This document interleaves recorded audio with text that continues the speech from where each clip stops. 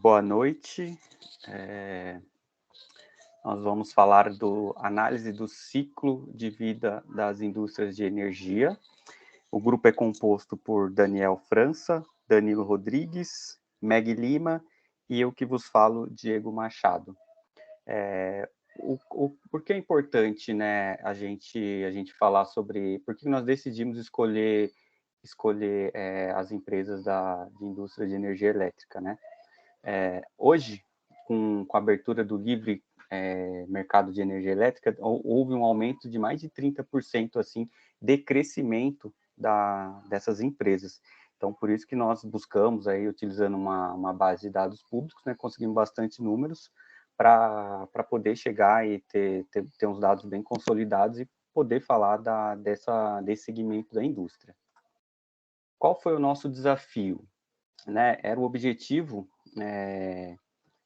que a gente pudesse responder a pergunta em que estágio de ciclo de vida uma determinada empresa se encontra, né? Sobre o ciclo de vida, né? Que a gente ia analisar o crescimento, a maturidade, o declínio, a insolvência, ou se ela está passando por uma reestruturação, e para quê, né? Para que uma consultoria possa identificar possíveis clientes com maior grau de certeza. E como foi feito? A partir dos dados financeiros das empresas, de um determinado segmento, e com a aplicação de ferramentas da ciência de dados.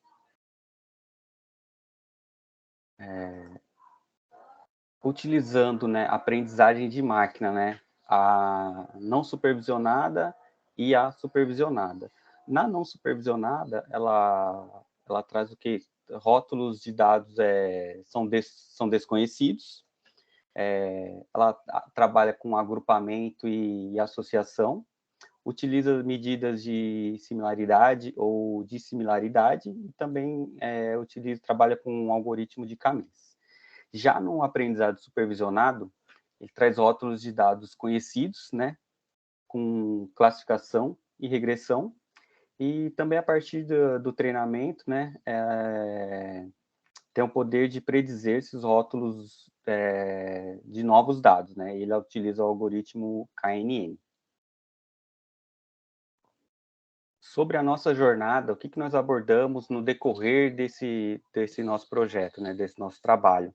Passamos aí pelo problema abordado, né? Depois desse problema, partimos para o referencial teórico. Com o referencial teórico, a gente pôde ter uma análise fazer uma análise da base, né? A partir dessa análise da base, foi feita a extração desses dados, né? Trabalhamos a extração desses dados, clusterizamos os dados, né? Para a gente ter o resultado dessas empresas. Agora, falando um pouquinho sobre as sprints, né? Sprint 1, no caso, a gente focou os nossos esforços no entendimento do problema e, nesse contexto, surgiram as dúvidas, quais os métodos utilizar, onde encontrar os dados e quais variáveis são relevantes, né? E com o referencial teórico levantado pela equipe, a gente pôde responder algumas dessas perguntas através de informações obtidas como análise de ciclo de vida das empresas, tecnologias usadas para fazer isso, métodos, ferramentas, algoritmos para aprendizado, supervisionado e o não supervisionado. E sobre a fonte de dados, a gente utilizou de fóruns voltados à avaliação dos dados financeiros, sites sobre ciência de dados, alguns canais no YouTube e também no Instagram. No Sprint 2, a gente focou os esforços, né, na obtenção e extração dos dados, né? A gente utilizou como base a CVM, Oceans 14, o Fundamentos e o Pense Rico, né? Comentando um pouco sobre cada uma, né? A CVM a gente pode citar que ela tem uma fácil obtenção dos dados, né? Necessitava de um tratamento considerável, né? O volume das informações era interessante e tinha informações de 10 anos das empresas do segmento. No Oceans 14, tinha uma difícil extração, a base estava bem formatada, assim, não precisava de um tratamento muito grande, infelizmente não atingia a quantidade necessária para a gente poder fazer a amostra, para podermos usar os métodos, e as informações lá são das empresas que estão na B3. O Fundamentos tem a difícil extração também e um histórico pouco aprofundado. Essa base do Pense Rico a gente achou posterior, mas vale citá-la também, né? A característica dela seria a difícil extração, um histórico bastante aprofundado e também são empresas que estão na B3. Dando um pouco mais de atenção, né, seria a questão das boas práticas, e limitando a quantidade de requisições devido o Oceans 14, a gente usar uma ferramenta de web scraping, né, para poder obter os dados, né. Então, no caso, a gente vai trabalhar com a base do CVM e da Oceans 14. Já no Sprint 3, a gente trabalhou com a exploração dos dados. A gente empreendeu a ferramenta Orange para clusterização, né? A transformação da base, a gente usou o Python, né? A linguagem Python em suas bibliotecas. A gente usou também o Camins e o KNN, o SVM, desculpa aqui, tá um erro de digitação, né? SVM, análise de correspondência e o DBScan.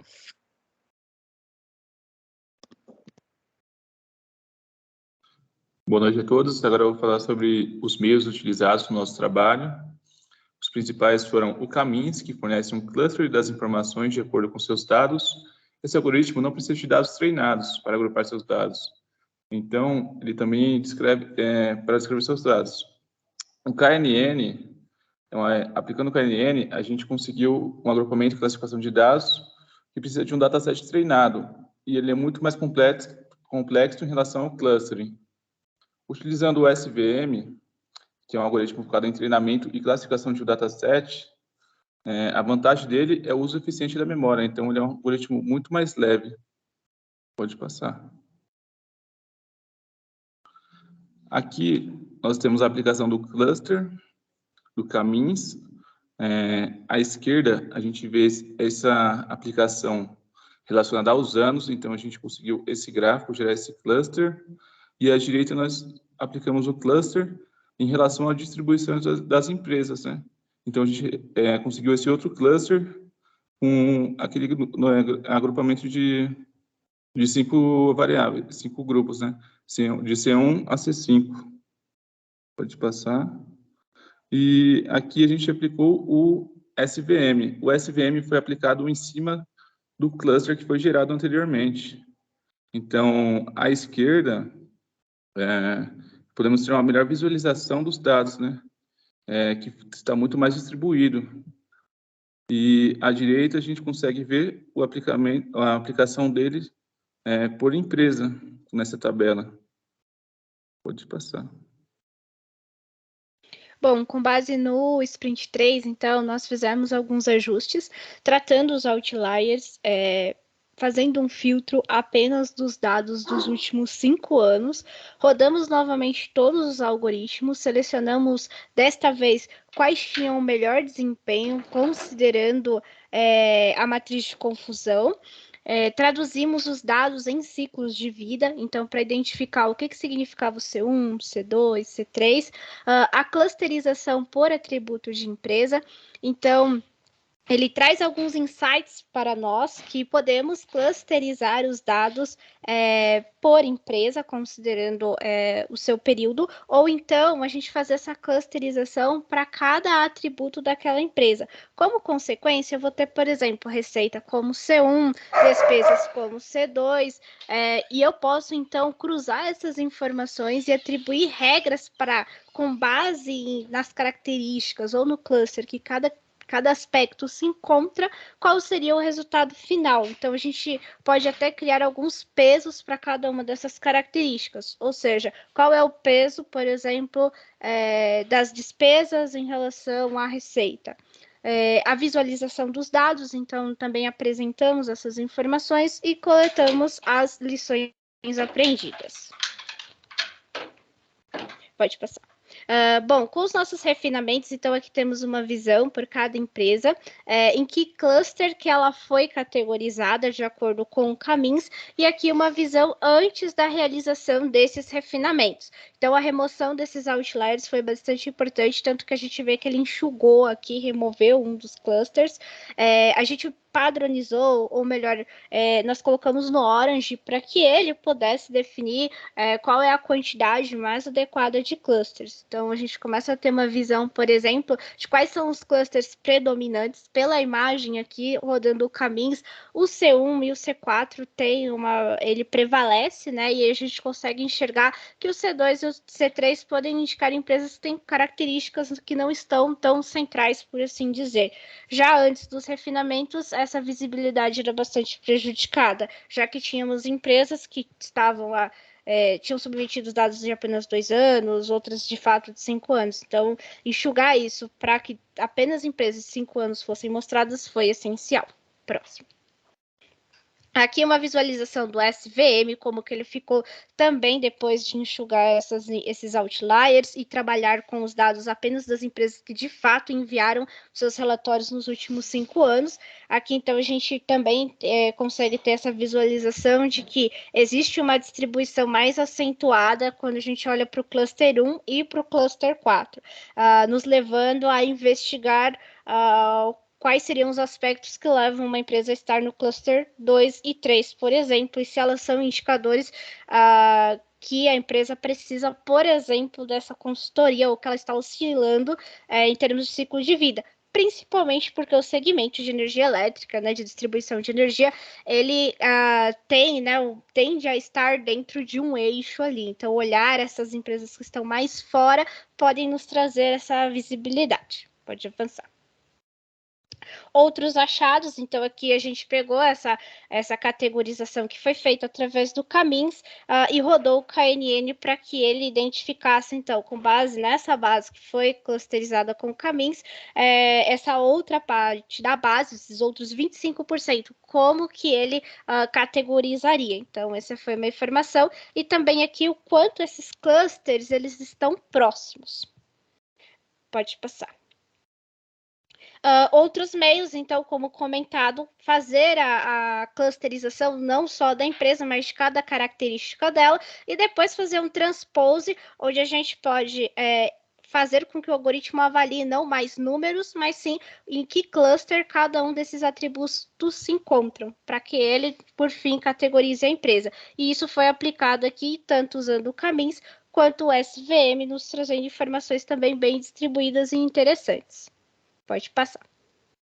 Bom, como conclusão, então, nós identificamos alguns clientes potenciais, aqueles, então, que estavam fora do centro, né? Então, a Ampla Energia, a RGE do Sul, Equatorial, Companhia Paranaense de Energia e a Enel Energia, que estão, então, em fase que necessitam de um apoio dessa consultoria.